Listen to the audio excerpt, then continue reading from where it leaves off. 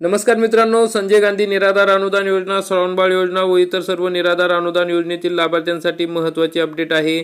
मित्रांनो, तुकाराम मुंढे साहेब हे दिव्यांग बांधवांसाठी अतिशय महत्त्वाची व्यक्ती आहे, कारण की तुकाराम मुंढे साहेब आल्यापासून जे बोगस दिव्यांग आहेत, जे बोगस अधिकारी आहे, भ्रष्ट अधिकारी आहे, त्यांच्यावर कठोर कारवाई करण्यात आलेली आहे आणि त्यामध्ये राज्यात जवळपास 900 संस्थांवर कारवाई करण्यात आलेली आहे। राज्यात अपंगांच्या कल्याणार्थ कार्यरत असलेल्या 900 संस्थांवर दिव्यांग कल्याण विभागाने अनियमितते प्रकरणी कठोर कारवाईचा बडगा उगारलेला असून त्यांची नोंदणी रद्द केली आहे। चालू वर्षात 363 संस्थांची नोंदणी रद्द करण्यात आलेली आहे। कोकणामध्ये 52, नाशिकमध्ये 49, पुणे 60, नागपूर 49, अमरावती 50 आणि छत्रपती संभाजीनगर विभागातील 103 संस्थांचा त्यामध्ये समावेश आहे। मग तुकाराम मुंढे साहेबांनी हा मोठा दणका या बोगस दिव्यांग तसेच संस्थांवर दिलेला आहे। मग राज्यातील दिव्यांग कल्याण विभागाने 900 संस्थांची नोंदणी रद्द केलेली आहे। या सर्व संस्था आणि जे बोगस अधिकारी आहेत, या सर्व संस्था आणि बोगस अधिकारी जे दिव्यांग बांधवांच्या आरक्षणाचा लाभ घेतात, त्या सर्व अधिकाऱ्यांनी या ठिकाणी लॉबिंग केलेली आहे आणि मुख्यमंत्र्यांकडे तुकाराम मुंढे साहेबांची बदली व्हावी यासाठी प्रयत्न करत आहे। तर काही आमदार आणि बड्या अधिकाऱ्यांच्या बैठकीतून फिडिंग लावल्याची चर्चा केली जात आहे। जेव्हा जेव्हा एखाद्या विभागाची घाण साफ करण्याची वेळ येते तेव्हा तेव्हा मुंढे साहेबांची बदली होते। तुकाराम मुंढे साहेब हे स्वच्छ प्रतिमेचे असलेले निर्भड, निडर आणि पारदर्शक व्यक्तिमत्व असल्याची ओळख उभ्या आणि आडव्या महाराष्ट्राला नव्हे तर सर्व देशाला माहिती आहे। महाराष्ट्र शासनाने ज्या ज्या विभागाची जबाबदारी अत्यंत धडाकेबाज आणि शिस्तप्रिय IAS अधिकारी तुकाराम मुंढे यांच्यावर सोपवली, तेव्हा तेव्हा तुकाराम मुंढे साहेब यांनी अत्यंत पारदर्शक आणि कोणत्याही दबावाला भीक न घालता तेथील घाण कायमची साफ करण्याचा प्रामाणिकपणे प्रयत्न केलेला आहे। हे अवघ्या महाराष्ट्राने पाहिले आहे आणि पाहत राहणार आहे। तुकाराम मुंढे कोणाच्याही दबावाला भीक घालत नाहीत, कोणाचीही शिफारस चालत नाही। म्हणून राज्यकर्त्यांकडे एकमेव पर्याय हाच असतो की तो म्हणजे बदली करणे। असा रडीचा डाव खेळल्याशिवाय संबंधितांकडे मार्ग उरलेला नसतो। सध्या तुकाराम मुंढे हे दिव्यांग कल्याण विभागाचे सचिव आहेत। तुकाराम मुंढे साहेब यांनी पदभार स्वीकारताच बनावट अपंग प्रमाणपत्र, ज्यांनी नोकरी पदोन्नती मिळवलेली आहे, अनेकांनी नोकऱ्या मिळवलेल्या आहे, अशा बोगस आणि भामट्या लोकांवर कारवाईचा बडगा उगारताच त्यांची याही विभागातून बदली करण्याचा जोरदार प्रयत्न सध्या सुरू असल्याची माहिती खात्रीलायक सूत्रांनी दिलेली आहे। मित्रांनो, दिव्यांग कर्मचाऱ्यांना UDID प्रमाणपत्र सादर करण्याचे आदेश या ठिकाणी देण्यात आलेले आहे आणि हेच आदेश या ठिकाणी बदलीसाठी कारणीभूत ठरलेले आहे, कारण की राज्यातील सगळ्या दिव्यांग कर्मचाऱ्यांना UDID प्रमाणपत्र सादर करावे लागणार आहे।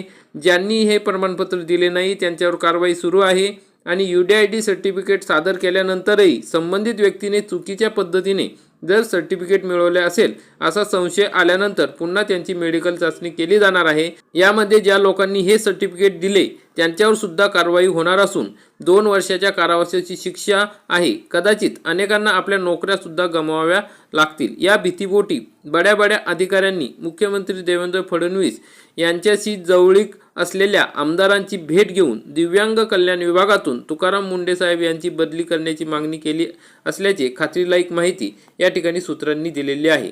मुंढे साहेब हे महाराष्ट्रातील अत्यंत धडाकेबाज आणि शिस्तप्रिय IAS अधिकारी आहे। गेल्या 20 वर्षाच्या प्रशासकीय सेवेत त्यांची 24 वेळा बदली झालेली आहे। त्यांच्या कडक कार्यशैलीमुळे, प्रामाणिक कामामुळे वारंवार त्यांची बदली करण्यात आलेली आहे। त्यामध्ये 2025 मधील आता दिव्यांग कल्याण विभागातील बदलीचाही समावेश आहे आणि आता दिव्यांग कल्याण विभागामधून सुद्धा तुकाराम मुंढे साहेब यांची बदली करण्यासाठी या ठिकाणी प्रयत्न केले जात आहे। बनावट अपंग प्रमाणपत्रावर पदोन्नती मिळवलेल्या बड्या अधिकाऱ्यांची बैठक झाल्याची माहिती असून या अधिकाऱ्यांनी तुकाराम मुंढे साहेब यांच्या बदलीसाठी वाटेल ती किंमत मोजण्याची तयारी दर्शवलेली आहे। तुकाराम मुंढे साहेब यांची बदली करण्यासाठी ही लॉबिंग यशस्वी झालीच तर ती बदली आता 25वी असेल अशी माहिती या ठिकाणी देण्यात आलेली आहे। तर मित्रांनो, या अधिकाऱ्यांसाठी हा फायदा असेल, परंतु जे दिव्यांग बांधव आहेत, ज्या दिव्यांग बांधवांना तुकाराम मुंढे साहेबांनी दिव्यांगांसाठी अनेक योजना अंमलात आणलेल्या आहे। 2016चा जो दिव्यांग कायदा आहे तो जेव्हापासून दिव्यांग कल्याण विभागाचे सचिव तुकाराम मुंढे साहेब झालेले आहे तेव्हापासून दिव्यांग कल्याण विभागाला या ठिकाणी महत्त्व प्राप्त झालेले आहे आणि जे खरे दिव्यांग बांधव आहेत त्यांच्यासाठी अनेक गोष्टी ह्या चांगल्या या ठिकाणी करण्यात आलेल्या आहे। मग अशाच चांगल्या गोष्टी पुढे पण होण्यासाठी या ठिकाणी दिव्यांग बांधवांनी रस्त्यावर उतरणे गरजेचे आहे। मुंढे साहेब जर या ठिकाणी असले तर जी आपली अपेक्षा आहे की संजय गांधी निराधार अनुदान योजनेचे 6,000 रुपये व्हावे, ती पेन्शन मुंडे साहेब जर असले तर 10,000 रुपये सुद्धा करून देतील, कारण की त्यांच्याकडे ही योजना राबवण्यासाठी अनेक उपाय आहेत.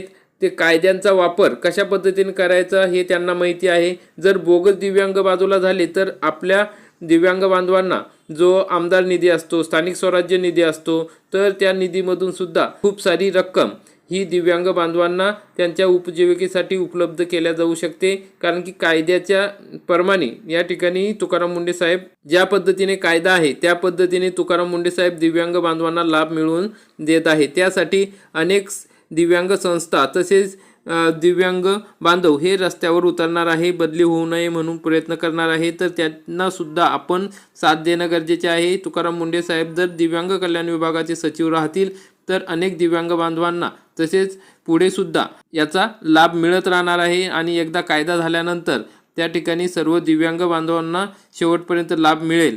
तर त्यासाठी तुकाराम मुंडे साहेब हे आणखी काही वर्ष दिव्यांग कल्याण विभागाचे सचिव असणे गरजेचे आहे, असं सर्व दिव्यांग बांधवांचं म्हणणं आहे.